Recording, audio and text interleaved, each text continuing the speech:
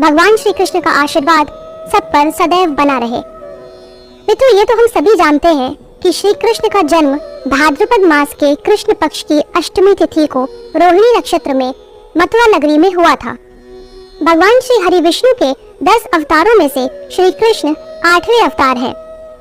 मित्रों, जन्माष्टमी के इस पावन त्योहार पर आज की वीडियो बहुत खास होने वाली है, क्योंकि आज हम बात करेंगे श्री कृष्ण की 16 कलाओं के विषय में।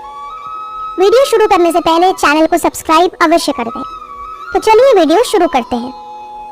मित्रों, सामान्य शाब्दिक अर्थ के रूप में देखा जाए तो कला विशेष प्रकार के गुणों को कहते हैं। एक सामान्य मनुष्य में 5 कलाएं होती हैं और एक श्रेष्ठ मनुष्य में 8 कलाएं होती हैं। भगवान विष्णु ने जितने भी अवतार लिए उनमें भी कोई न कोई कला अवश्य थी। जैसे भगवान श्री राम में 12 कलाएं विद्यमान थीं। श्री कृष्ण एकमात्र ऐसे अवतार हैं जिनमें पूरी 16 कलाएं विद्यमान थीं। तो आइए जानते हैं ये 16 कलाएं कौन सी हैं। मित्रों, पहली कला है श्री संपदा या श्री कला। जिसके पास भी श्री कला या संपदा होगी वह धनी होगा। यहाँ धनी होने का अर्थ केवल पैसा या पूंजी जोड़ने से नहीं, बल्कि व्यक्ति मन, वचन और कर्म से भी धनी होना चाहिए। यदि कोई आस लेकर ऐसे व्यक्ति के पास आता है तो वह उसे निराश नहीं लौटने देता। श्री संपदा युक्त व्यक्ति के पास मां लक्ष्मी का स्थायी निवास होता है। इस कला से संपन्न व्यक्ति समृद्धशाली जीवन यापन करता है। अब क्योंकि श्री कृष्ण भगवान विष्णु के ही अवतार हैं, तो उनके पास लक्ष्मी जी का स्थायी निवास तो अनिवार्य होना ही है। मित्रों, अगली कला है भू संपदा। इसका अर्थ है कि इस कला से युक्त व्यक्ति बड़े भूभाग का स्वामी हो या किसी बड़े भूभाग पर आधिपत्य अर्थात राज करने की क्षमता रखता हो। हम सब तो ये जानते ही हैं कि पूरी द्वारका नगरी का भूभाग श्री कृष्ण का ही है। इसी से उन्हें द्वारकाधीश भी कहा गया है। अगली कला है कीर्ति संपदा। कीर्ति यानी कि ख्याति, प्रसिद्धि, अर्थात जो देश दुनिया में प्रसिद्ध हो, लोगों के बीच लोकप्रिय हो और विश्वसनीय माना जाता हो, जन कल्याण कार्यों में पहल करने में हमेशा आगे रहता हो। महाभारत काल में कौरव और पांडव दोनों के ही बीच श्री कृष्ण लोकप्रिय थे और बहुत ही सम्मानजनक थे। उनकी विश्वसनीयता पर किसी को भी संदेह नहीं था। मित्रों, इसी कड़ी में अगली कला है वाणी सम्मोहन। कुछ लोगों की वाणी में ऐसी मिठास होती है कि हर व्यक्ति सम्मोहित हो जाता है। ऐसे लोग वाणी कला युक्त होते हैं। इन पर मां सरस्वती की विशेष कृपा होती है। इन्हें सुनकर क्रोध शांत हो जाता है और मन में भक्ति व प्रेम की भावना जागती है। श्री कृष्ण की वाणी में ऐसा सम्मोहन था कि पशु भी, पक्षी भी उनसे प्रेम और आदर का भाव रखते थे।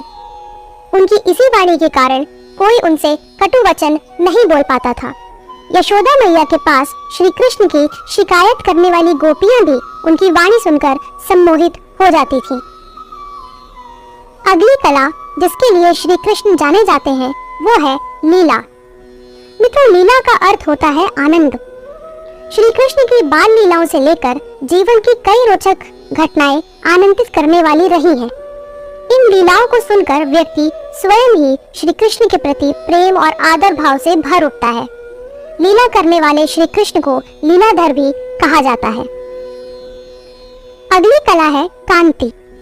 जिसके रूप से मन आकर्षित होने लगे, जिसके मुखमंडल को बार बार देखने का मन करे, वही इस कला का धनी माना जाता है। भगवान कृष्ण की इसी कांति और सौंदर्य के कारण पूरे ब्रज की गोपियां उनकी छवि को देखकर मोहित हो जाती थी।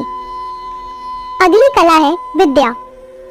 जिसके पास विद्या होती है उसमें अनेक गुण अपने आप आ जाते हैं। विद्या से संपन्न व्यक्ति वेदों का ज्ञाता, संगीत एवं कला का जानकार, युद्ध कला में पारंगत तथा राजनीति और कूटनीति में माहिर होता है। भगवान श्री कृष्ण इन सभी विषयों में पारंगत थे। महाभारत युद्ध से पहले श्री कृष्ण ने पांडवों का शांति दूत बनकर कौरवों को पांडवों के साथ सुलह करने का कूटनीतिक कदम उठाया था। मित्रों, अगली कला का नाम है विमला। विमला यानी छल कपट भेदभाव से रहित निष्पक्ष व्यक्ति, जिसके मन में किसी भी प्रकार का कोई दोष ना हो, जो आचार विचार और व्यवहार से निर्मल हो, ऐसे व्यक्तित्व का धनी ही विमला कला युक्त हो सकता है। श्री कृष्ण विमला कला का उत्कृष्ट उदाहरण है, जो हर पाप और दोष से दूर थे। मित्रों, इसी क्रम में अगली कला है उत्कर्षणी शक्ति। उत्कर्षणी का अर्थ है प्रेरित करने की क्षमता, जो लोगों को उनका लक्ष्य पाने के लिए प्रोत्साहित कर सके, किसी विशेष लक्ष्य को भेदने के लिए उचित मार्गदर्शन कर उसे वह लक्ष्य हासिल करने के लिए प्रेरित कर सके। जिस प्रकार भगवान श्री कृष्ण ने युद्ध भूमि में हथियार डाल चुके अर्जुन को गीता का उपदेश देकर प्रेरित किया। मित्रों, साधारण भाषा में कहा जाए तो श्री कृष्ण से अच्छा मोटिवेशनल स्पीकर कोई और नहीं हो सकता। अगली कला है विवेक। विवेक का धनी व्यक्ति अपने ज्ञान से सही निर्णय लेता है। ऐसा व्यक्ति विवेकशील तो होता ही है, साथ ही वह अपने विवेक से लोगों को सही मार्ग सुझाने में भी सक्षम होता है। भगवान श्री कृष्ण ने जीवन में कई बार अपने विवेक का परिचय देते हुए समाज को नई दिशा प्रदान की। महाभारत के युद्ध को टालने के लिए दुर्योधन से 5 गांव मांगने का विचार कृष्ण के विवेक का परिचय देता है। मित्रों, अगली कला है कर्मण्यता। जिस प्रकार उत्कर्षणी कला युक्त व्यक्ति दूसरों को लक्ष्य प्राप्ति के लिए कर्म करने के लिए प्रेरित करता है, वही कर्मण्यता के गुण वाला व्यक्ति केवल उपदेश ही नहीं देता, बल्कि वह स्वयं भी कर्मठ होता है। ऐसे व्यक्ति स्वयं भी कर्म के सिद्धांत पर ही चलते हैं। भगवान कृष्ण, जिनकी इच्छा मात्र से ही हर कार्य संपन्न हो सकता था, वो भी हर कार्य सामान्य मनुष्य की तरह ही करते थे। महाभारत के युद्ध के समय अर्जुन के रथ का सारथी बनकर उनका साथ देना और युद्ध का संचालन करना श्री कृष्ण की कर्मण्यता को दर्शाता है। मित्रों, श्री कृष्ण में अपार योग शक्ति थी, जो कि एक कला है। जिसने अपने मन को केंद्रित कर लिया हो और आत्मा में लीन कर लिया हो, वही योग शक्ति की कला से संपन्न माना जाता है। भगवान श्री कृष्ण को योगेश्वर भी कहा गया है, क्योंकि वह उच्च कोटि के योगी थे। अपने योग बल से श्री कृष्ण ने उत्तरा के गर्भ में पल रहे परीक्षित की ब्रह्मास्त्र से रक्षा की थी। मित्रों, अगली कला है प्रहवी। इसका अभिप्राय है विनयशीलता, यानी जिसमें अहंकार का भाव बिल्कुल भी ना हो। वह व्यक्ति चाहे कितना ही ज्ञानी हो, धनवान हो, बलवान हो, मगर अहंकार न करे। भगवान श्री कृष्ण संपूर्ण जगत के स्वामी हैं, फिर भी इनमें अहंकार नहीं है। गरीब सुदामा को मित्र बनाकर गले से लगा लेना, महाभारत युद्ध में विजय का श्रेय पांडवों को देना और सभी विधाओं में पारंगत होते हुए भी श्रेय अपने गुरु महर्षि सांदीपनी को देना श्री कृष्ण की विनयशीलता को दर्शाता है। भगवान श्री कृष्ण की अगली कला का नाम सत्य है। श्री कृष्ण कटु सत्य बोलने से भी परहेज नहीं रखते और धर्म की रक्षा के लिए सत्य को परिभाषित करना भी जानते हैं। श्री कृष्ण सत्यवादी हैं, जो लोक कल्याण और धर्म की रक्षा के लिए कटु सत्य भी सामने रखने का पराक्रम रखते हैं। जब शिशुपाल की माता ने कृष्ण से पूछा कि शिशुपाल का वध क्या तुम्हारे हाथों होगा, तो वे निसंकोच कह देते हैं कि यह तो विधि का विधान है और मुझे ऐसा करना ही पड़ेगा। श्री कृष्ण ने जीवन में सदैव सत्य का ही साथ दिया। अगली कला जो श्री कृष्ण में है, वो है आधिपत्य की कला। आधिपत्य का तात्पर्य जोर जबरदस्ती से किसी पर अपना अधिकार जमाने से नहीं है, बल्कि ये एक ऐसा गुण है जिसमें व्यक्ति का व्यक्तित्व ही इतना प्रभावशाली होता है कि लोग स्वयं उसका आधिपत्य स्वीकार कर लेते हैं, क्योंकि उन्हें उसके आधिपत्य में संरक्षण का एहसास व सुरक्षा का विश्वास होता है। श्री कृष्ण ऐसे ही एक अवतार है जो आधिपत्य की कला से पूर्ण है। उनका व्यक्तित्व ही ऐसा था कि मनुष्य, पशु पक्षी इत्यादि सब उनका आधिपत्य स्वीकार करते थे।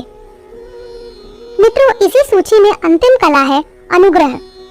जिसमें अनुग्रह की क्षमता होती है, वह हमेशा दूसरों के कल्याण में लगा रहता है, परोपकार के कार्यों को करता रहता है। इसके बदले में वह व्यक्ति दूसरों से कोई इच्छा नहीं रखता। भगवान कृष्ण ने सदैव ही दूसरों का भला किया और हर मनोकामना पूरी की। श्री कृष्ण के मित्र सुदामा जब उनसे मिलकर द्वारका से वापस लौटे, तो सुदामा ने देखा कि श्री कृष्ण ने उनकी गरीबी समाप्त कर दी थी और उनको धन धान्य से युक्त कर दिया था।